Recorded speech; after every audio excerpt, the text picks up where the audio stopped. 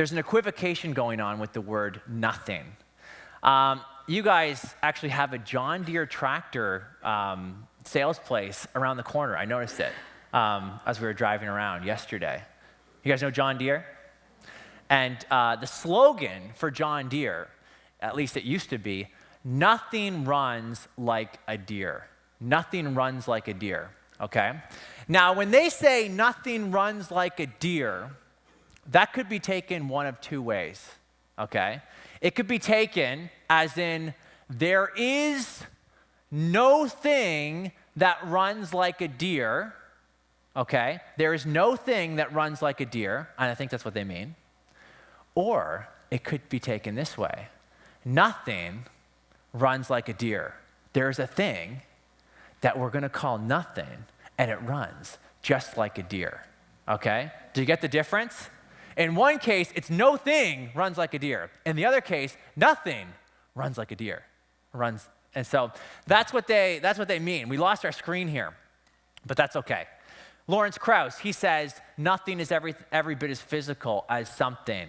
He says nothing is unstable. When he says stuff like that, nothing is unstable, he's talking about something. He's not talking about nothing. And it's not just the theists and the Christians who are making this point. In fact, Lawrence Krauss, I told you, he wrote a book, Something from Nothing, or A Universe from Nothing.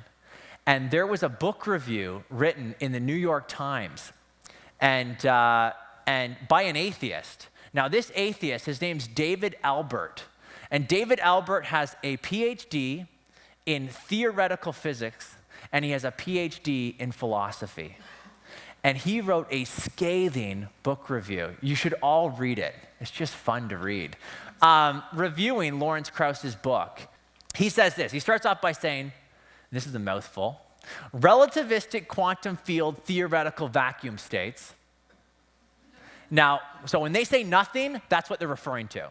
Every time Lawrence Krauss and Richard Dawkins and Stephen Hawking, they say nothing, they're really referring to a vacuum, okay? In science, when you take all the stuff out of a vacuum, well, it turns out that things can pop into and out of existence inside this vacuum.